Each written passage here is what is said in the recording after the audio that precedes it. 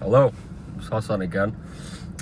Today marks the first day of 2025. So we've just finished up 2024. Today's the 1st of January 2025. And things couldn't have got off to a better start. So, in Manchester, where I reside right now, there's been a bunch of flooding. All the routes that I was trying to go to the gym this morning, they were blocked. I couldn't go out, I couldn't go to any meetings or anything. So here I am, back in this car, making another video. And honestly, it probably works out for the best, because I think now, more than ever, going into a new year, I think something that I'm going to do every single year now is do a roundup of the previous year gone by, and a full analysis and a full reflection. Because when you're moving fast and you're living life in the fast lane, the days kind of merge together and you don't really stop and reflect and think about what's happened, what you could have done better. I mean, you still do that on a kind of psychological level, but it's nice to get it on a camera or written down. So that's what I'm going to be doing from now. So 2024 was actually a crazy year. I think for me, as a whole, 2024 was probably the year I've grown most as an individual. 2024 is the year that I first started my first proper business. Obviously the door-to-door sales company that I've spoken about at length on here. And it's been a year of ups and downs. So 2024 was the year that I thought right, I'm going to become a millionaire this year. And yeah, I was on track to do so, but a lot of things kind of went up and down. So, lessons to take from 2024. It's quite a lot of lessons to take. I think,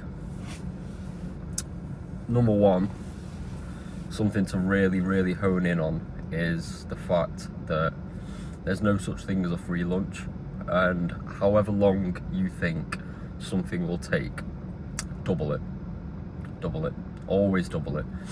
Let's say that you want to make £1 million in 12 months and you've never made $1 million before, double it. Okay, it's still good to shoot for that million. For me, I actually shot for 5 million, and it depends on the type of person that you are. Me, I've always had a very ambitious mindset, to the point where ever since a kid I always was obsessed with just being a millionaire. I don't know why. I just wanted to be better, and that's what what's manifested into my adulthood as well. But I think this year's taught me a lot of patience, and that's a trait that I did not have much of at all. And it's not a bad thing, but with me, anything that I want happening, I want to do it straight away. And obviously that manifests itself in my day-to-day life. Anything that comes up in my head, I'll do it straight away. When I thought, all right, I need to make a video, I've just gone straight to my card and I'm making this video right now. So I think, yeah, no such thing as a free lunch. And however long you think something will take, you need to double it. Because when you are just starting out and you want to go and shoot for these goals, and you've not achieved these things before, you need to realize that you have to become a certain type of person to then achieve these goals. It's not just like one day, all right, I've decided I'm going to do this and it's going to happen overnight. It's not. You have to fully reform the type of person that you are, the characteristics that you have, and how hard working you're going to be. Because however hard you think it'll be, it's harder. Okay, and that's the same kind of link with why it'll take longer. Because honestly, if you really want to go and achieve something, if you did get it straight away, you're not going to appreciate that thing. Which is why all these people that catch pumps off crypto and all that stuff, yes, they have money, but they don't really have much substance unless they've learned skills and all these things beforehand. So alhamdulillah, I'm grateful for going through all these trials and tribulations and all the tests. I think at the start of 2024, I'd just become top seller in the country for the door-to-door thing that I was doing for the boilers and insulation. So in December, I was top seller within being in the business for like 8 weeks. I had the biggest team under me as well. I think 8 people in 8 weeks. So I was just determined to reach my goal. But I was already looking at the next thing. And one thing that I've really honed in on now is my shiny object syndrome, because I had massive shiny object syndrome before.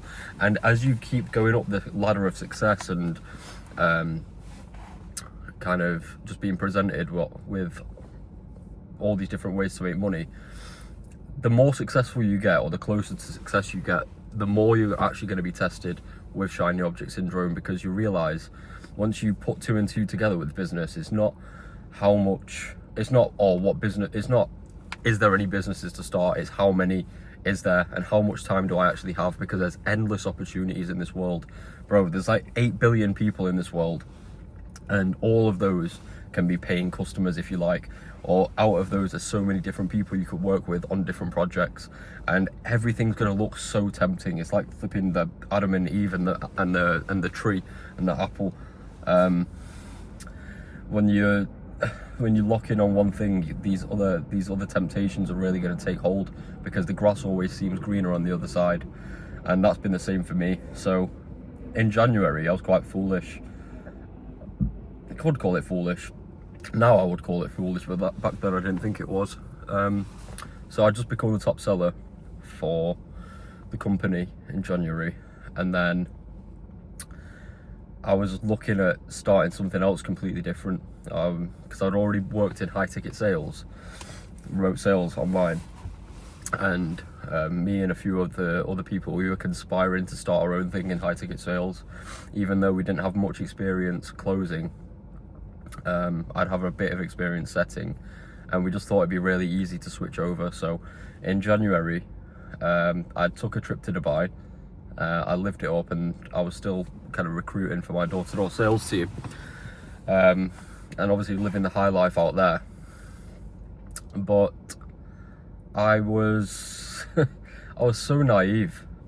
I was really naive to think that I could just switch everything over in an instant, switch between industries in an instant, with the little experience that I had. I'd only had maybe 3 to 6 months actual sales experience, and I was looking to go into just chopping and changing between industries. I'd been in business to business for 3 months, then door to door for 2-3 months, and I was already looking to get into high ticket as well afterwards, despite my short experience there where I did a few months appointment setting.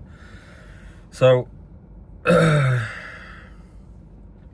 if there's anything to take from that, because that didn't end up working out obviously, I just ended up staying with the door-to-door team, built that to the biggest, best and most efficient I could have within 10 months, and then I kind of shied away from the high ticket sales thing for the time being, so I'll get into what happened after that. But what I've learned from that experience is, if I decided to chop and change as well, I don't think I would have learned nearly half the amount of lessons that I've learned now today, or I would have just been flat on my bum. Maybe I've had to go back to a job because it didn't work out, because I think whatever you decide to do, you need to have some level of experience and competency in it, and you can't keep chopping and changing between business models or chopping and changing between things in life. Let's say I started boxing for two weeks, and then I'm doing MMA for 2 weeks, and then I'm doing wrestling for 2 weeks. It doesn't work. You need to hone in on a singular craft, and that's what I've learned this year. So January, that shiny object thing kind of weared off. I stuck with the door-to-door team whilst making a bit of YouTube content. February is when I started the business, my own company, doing the door-to-door sales stuff, and that's when I fully was cha-ching. That's when I thought all the money was going to start coming in, because our team was performing very well. We hit the ground running. I think we were doing like 50 sales a week. Revenue wise, me and my partner were making, on paper, if all the boilers and stuff got installed, just in our first few weeks we should have been making like 10k a week.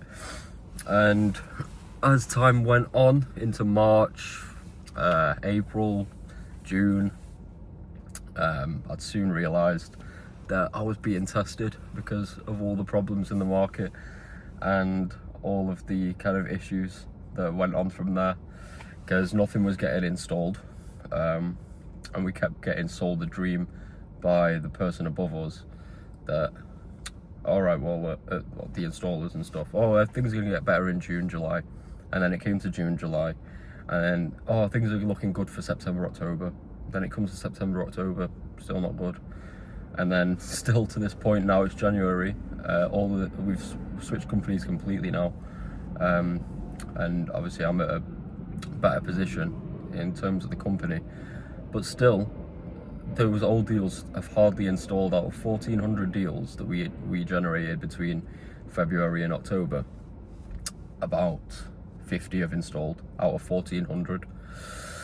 So another lesson to take from that is when something seems too good to be true, or you need to take things at face value, because when something seems too good to be true and you keep getting sold the dream about things and people keep delaying things, oh, it's going to get better here, it's going to get better here, it's going to get better here, the only person that can actually change things in these circumstances is you. So you can't get sucked into things too much, and that was one of my biggest mistakes. I was still a kid, I was still very naive, and I was still taking other people's words too literally rather than focusing on the actions. So focus, you need to, actions speak louder than words. All these lessons you hear, all these cliche things that you hear, you're never really going to internalize them until you feel it yourself. Okay, so that's another thing that I've really learned. You can't trust what people say unless they're backed up by actions. So if I could have done things differently the first time that things didn't look like they were going the way they should have in June, July, when I thought, all right, well, all deals are going to start getting installed now, and they didn't, I should have chopped and changed. I should have started my own company or worked with someone that was more on the ball with it and actually making things work, because the results of that now is I left my sales team pretty much unpaid for 10 months, and the guilt that you feel as an owner in that scenario is actually terrible. And then you do learn a lot of skills. Honestly, the skills that I've learned are invaluable, retaining people for that long without having them paid in full, because they were still getting paid, it's commission only, so they were still getting paid their advance amount, which is how much they should, which is like, let's say if their deal was worth £500, they'd get an advance of £200 weekly. So it's not like they were flat broke, but there was a lot of restrictions, new restrictions in the market that were coming into place, and then we had to take back some of the advances because some deals were getting cancelled, and then it just left everybody in a really bad state. And if I could go back, I can't go back, but if I could go back, I would have thought on my feet a lot quicker than I did.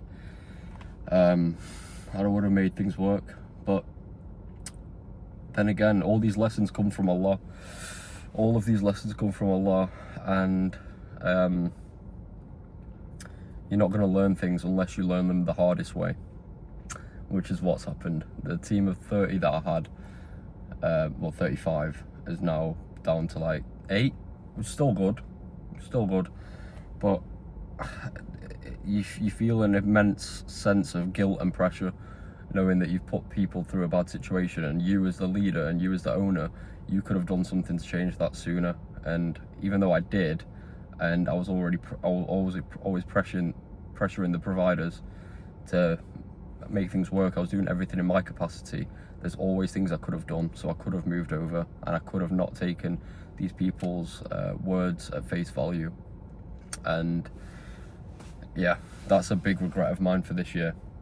So leading into that as well is another lesson I've learned is that everybody's going to act out of self-interest, and that's fine.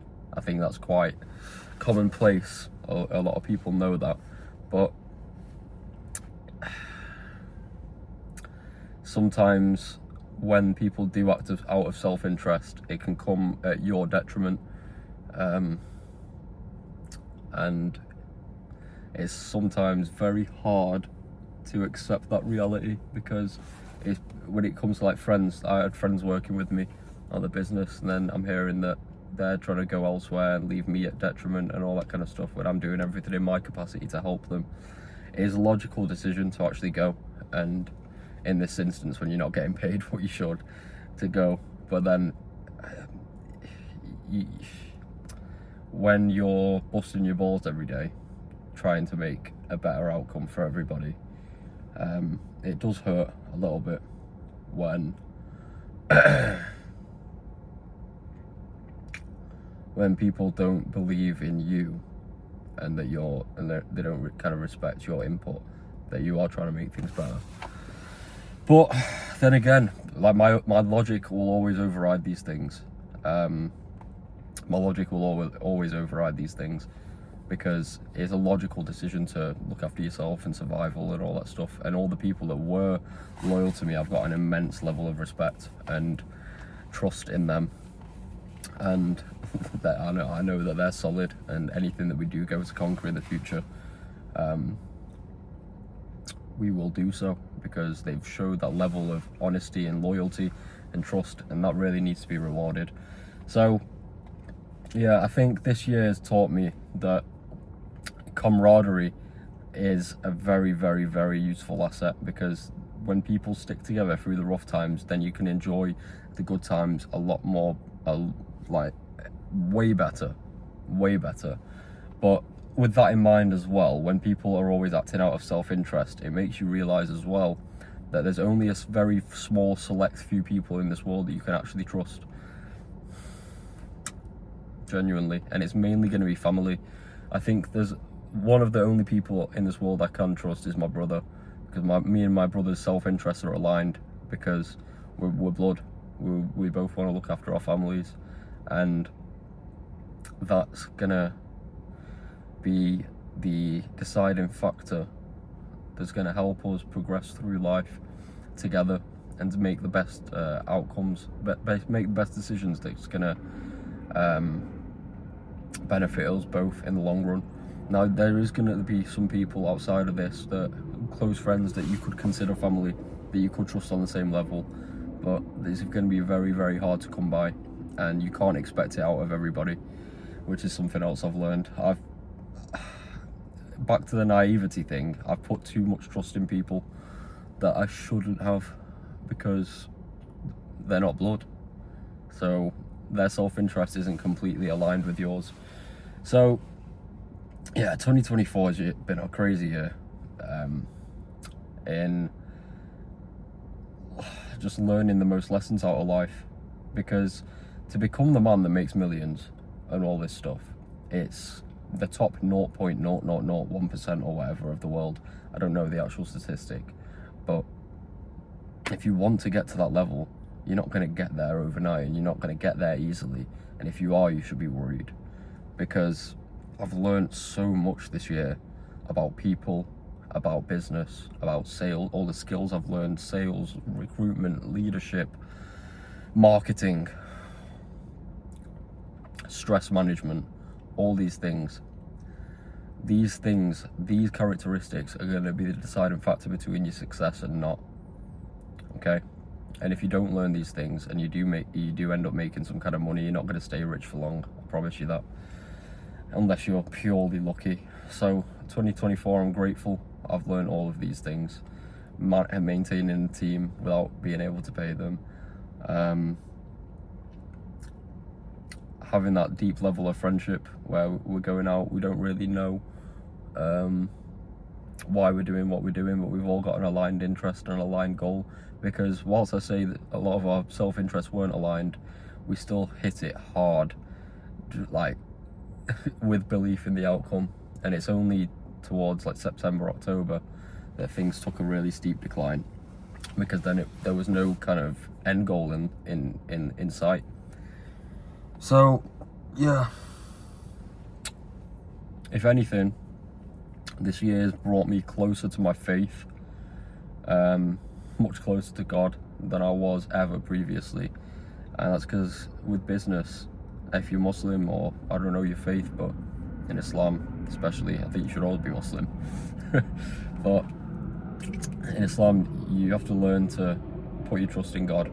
I think it's called tawakkul, or taqwa. But yeah, there's no one else that can help your situation more than your creator. So every time I was struggling, every time I needed help, I put my head down on the floor in prayer and I asked God for anything that any good that he could send my way, and I asked him for all the things precisely that I needed, and alhamdulillah, always to the best of I don't know if it's the best of his ability, but always Allah will respond when you call upon him like that. And now alhamdulillah, things are looking on a much better trajectory for the end of the year, and I've become someone that I can respect. I've become someone that I think is worthy of getting all these millions, and worthy of excelling in business, and worthy of just conquering in the future, because that's all I want to do. And I've learned harsh lessons along the way, and I've felt betrayal from people close to me, and I've had the lack of money because honestly, you know, when people talk about like their broke to riches story, I don't know if a lot of it's fabricated. I don't know if any of it is whatever it is, but there's been months, and to be honest, from February to October, I always managed to like scrape enough money to slightly help my parents out. But then those months that I couldn't give them any money, I managed to always pay the office payments. I managed to always pay the for my car. And alhamdulillah, I did go on a few holidays as well. I did quite a lot of traveling, because when I went in with the mindset that I was expecting a lot of money to come in, and it didn't. So I was spending a lot of money as if I was due to be rich, and it didn't come in. So I've felt the brokenness at each month. I was pretty much living paycheck to paycheck, and alhamdulillah, having my own business and stuff, it allowed me the freedom to be able to travel. Although it might have been a foolish decision to spend whatever money I had traveling, I felt the sting of it when it comes to debt and port and not being able to pay for much.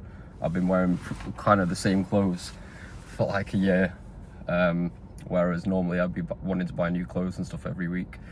But that's the price you have to pay, and I know a lot of people have it worse off.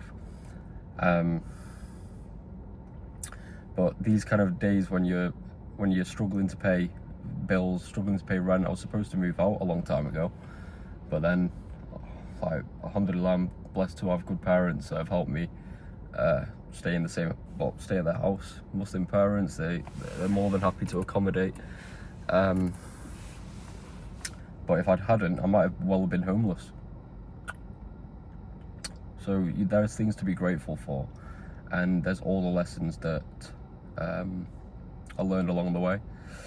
I've never felt broke before, because I've always been a student.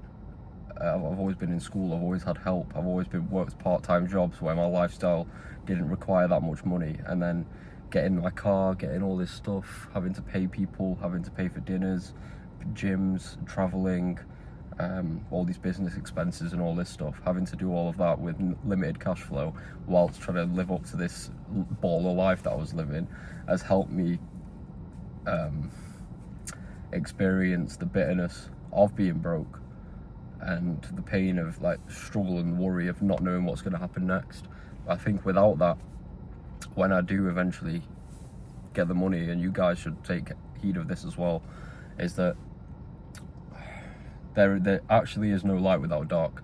And if you don't have things to compare, if you don't have like bad times to compare your good times to, then I don't know how much you'll actually appreciate the good times, because you need to learn the lessons along the way. You need to experience actual hardship. It's a verse in the Quran. It says, "Verily, with hardship comes ease." It says it twice actually. And فَإِنَّمَا الْأُسْرِ يُسْرًا. It's very true. It's very true, because the more hardship you go through, the better person you're going to be, because you know how to deal with the hardship. And then through going through that hardship and becoming a better person, then the rest of your life will become easy from there on out, because you know how to deal with the hard situations.